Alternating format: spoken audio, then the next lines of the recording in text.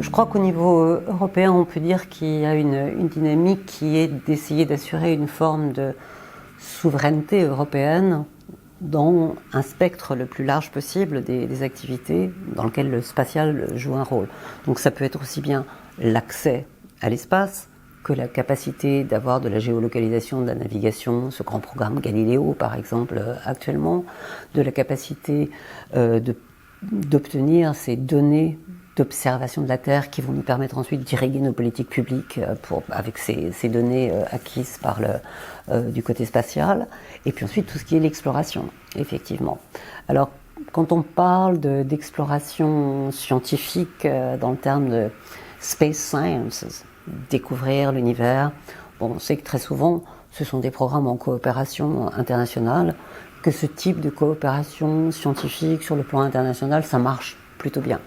Là où ça commence à être un petit peu compliqué, c'est quand il y a effectivement des éléments technologiques, des éléments de propriété intellectuelle, d'innovation qui font que voilà, c'est un environnement plus compétitif et plus soumis à contraintes. Et puis en ce qui concerne l'exploration habitée, disons qu'il y a 3 objectifs sur lesquels l'ensemble des agences au monde, je dirais, et des agences constituant l'Agence spatiale européenne sont d'accord. Il y a ce qui s'appelle l'orbite basse, les stations en orbite à 400 km, celles que j'ai eu la chance de fréquenter à 2 reprises. Et c'est vrai qu'il y a déjà 40 ans qu'il y a une occupation pratiquement permanente de l'orbite basse, qu'on sait aujourd'hui avec le magnifique outil diplomatique d'ailleurs qu'est la Station spatiale internationale, avec ses 5 partenaires, on a tous décidé de l'exploiter, l'utiliser sur le plan scientifique et technologique jusqu'en 2024. On évoque 2028, mais c'est vrai qu'on arrive au bout de cette infrastructure et que donc bien évidemment il faut penser aux étapes qui vont succéder. Et il y a des réunions assez régulières de l'ensemble des agences dans le monde pour se fixer une feuille de route. Alors pas commune, mais en tout cas synergique et complémentaire. Et au-delà de l'orbite basse, la Lune et Mars. Nous avons, nous aussi en Europe, des objectifs de continuer la meilleure utilisation possible de la Station spatiale internationale, qui est un très beau laboratoire, avec des modules scientifiques, des équipes, une communauté scientifique qui est très très mobilisée. Donc on a envie de l'exploiter et de l'utiliser au mieux. Bien évidemment, une communauté intéressée par Mars, qui est une planète, la seule planète accessible, je dirais, dans le cadre de l'exploration habitée pendant ce 21e siècle. Après, moi, je ne veux pas occulter des possibilités d'aller beaucoup plus loin, mais je crois qu'il faut être raisonnable pour ce 21e siècle. Et la planète Mars, elle a cette particularité d'être éventuellement là où on pourra trouver des traces d'une forme de vie antérieure au développement de la nôtre. Et il y a un intérêt majeur pour effectivement explorer cette planète. Alors, entre exploration et utilisation, la Lune est vraiment une étape, je dirais, intermédiaire entre ces 2 destinations, qui permet, je pense, d'entrer dans le cadre de ce qu'on pourrait appeler une forme d'expansion de notre humanité. C'est-à-dire non plus seulement pour visiter, pour explorer, mais pour commencer à penser, s'installer, vivre, travailler dans une infrastructure permanente. Et ça, c'est un concept tout à fait différent de ce qu'on a connu jusqu'à présent. On est en train de célébrer 21 juillet 69, premier pas de l'homme sur la Lune. Il faut se souvenir qu'il y a eu 6 missions effectivement habitées sur la Lune, 12 hommes sur la Lune, et que la plus longue de ces missions était une mission de 72 heures. Donc on est dans le cadre d'exploration-visite. Là, l'idée de retourner sur la Lune, le back to the moon, où tout le monde est en train de se mobiliser pour que ce soit possible assez rapidement. Ce retour sur la Lune, c'est penser une infrastructure permanente, c'est penser une installation, c'est penser développer, utiliser les ressources in situ de façon à permettre la soutenabilité d'une vie et d'un travail sur ce satellite.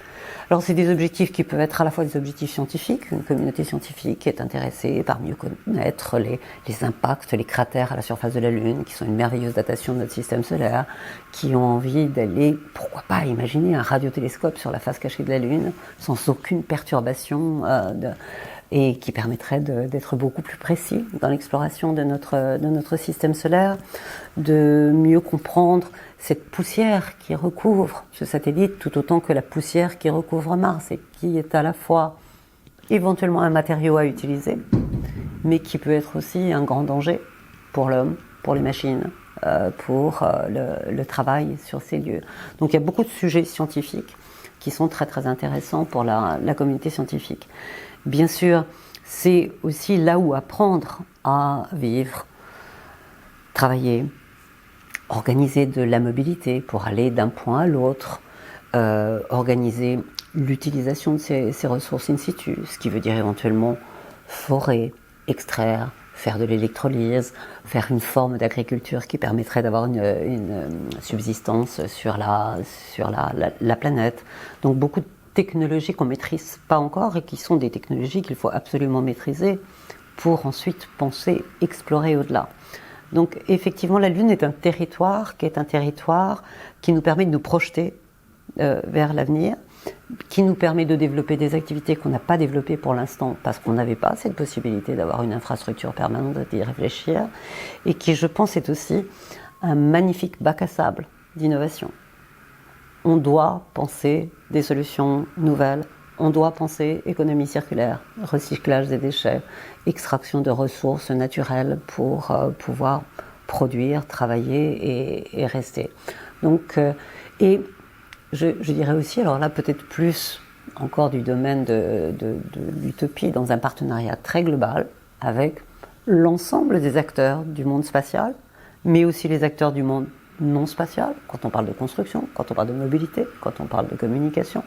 C'est pas obligatoirement les gens du spatial qui sont les plus compétents pour répondre à ces sujets, et développer de plus en plus cette idée que ce sont à la fois des impulsions institutionnelles, gouvernementales, mais aussi des intérêts économiques, des idées d'entreprises privées qui peuvent contribuer à la réalité du projet. Donc sur le plan de la gouvernance, de la définition des interfaces, des feuilles de route communes, des standards, il y a vraiment un champ d'innovation qui est à notre portée. Puis ça nous oblige à réfléchir les objectifs, les valeurs de notre humanité en tant que telle. C'est quoi le développement de cette humanité, son expansion, c'est un mot que j'ai déjà employé, comment on la conçoit et comment on est responsable de ce type de développement. L'idée de ce village lunaire, le Moon Village, qui est une idée avec laquelle est arrivé le nouveau directeur de l'Agence spatiale européenne il y a 3 ans maintenant, ça reste encore du domaine du concept, bien évidemment. Par contre, beaucoup de parties prenantes, de stakeholders, ont des contributions technologiques qui font de cette utopie quelque chose de réaliste et de réalisable. Briques technologiques pour l'accès, pour la mobilité, pour le développement de types d'infrastructures, pour l'habitat dont il va falloir se protéger des météorites, des radiations, des variations de température. Tout ça, il y a des briques qui existent aujourd'hui. Donc, beaucoup de missions non habitées, des missions automatiques. Et ça part de tous les pays du monde. Il y a aujourd'hui programme chinois, programme indien, programme russe en coopération avec l'Agence spatiale européenne, programme américain qui, au-delà de l'orbite cislunaire, qui est le grand projet de développement américain proposé aujourd'hui, une plateforme en orbite cislunaire, évoque aussi des dépôts sur la Lune de landers, d'atterrisseurs, avec des rovers, des extracteurs, des sondes de toute nature. Donc ça existe dès maintenant. On peut dire que c'est une brique qui fait que le village lunaire a déjà commencé. Aujourd'hui, il y a ces sondes automatiques. Sur les 10 années qui viennent, il y en a beaucoup qui vont compléter la cartographie, permettre de montrer la réalité des réalisations. Et puis, je dirais que c'est mettre l'ensemble des partenaires autour de la table, mobiliser l'adhésion, l'envie de participer. C'est ça qui est un peu la tâche encore complexe aujourd'hui. il y a des velléités, je dirais, individuelles, nationales, qu'elles soient publiques, qu'elles soient privées. L'idée aujourd'hui, c'est de faire mettre tout ce monde autour de la table et d'organiser la synergie pour faire village et pas simplement pour construire des bases sur des endroits d'intérêt spécifiques de telle ou telle entité. Donc la partie technologique, oui, j'ai pas de souci sur ça. On y est allé, on sait faire, on saura être innovant pour la réalisation.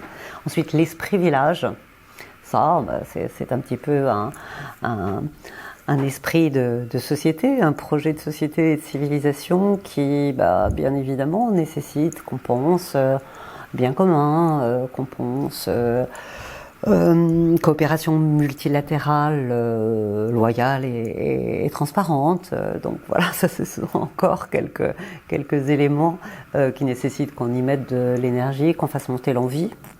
Et moi je pense que ça peut être un très très joli sujet politique fédérateur européen.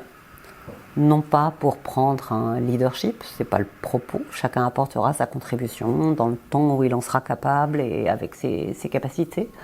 Mais par contre, cette capacité justement à mettre autour de la table, à écouter les diversités de cultures, d'intérêts et de faire ensemble qu'on essaie de le penser ensemble. Quand on pense par exemple à Jeff Bezos, le patron d'Amazon, il s'est déjà positionné officiellement comme celui qui apportera les charges utiles sur cette destination Lune. Donc pourquoi pas effectivement discuter avec ses partenaires qui en Europe sont pas encore des partenaires tout à fait habituels, qui le sont déjà depuis de nombreuses années aux États-Unis, qui s'est ouvert à cette collaboration avec le privé. Mais je crois qu'aujourd'hui il faut qu'on ait ça en tête, pas pour couvrir l'ensemble du spectre, mais les considérer comme effectivement des contributeurs tout à fait intéressants, pertinents, capables sur de tels sujets et qui peuvent mobiliser d'ailleurs des communautés que les agences institutionnelles mobiliseraient peut-être avec plus de difficultés. 3, 2, 1, ignition.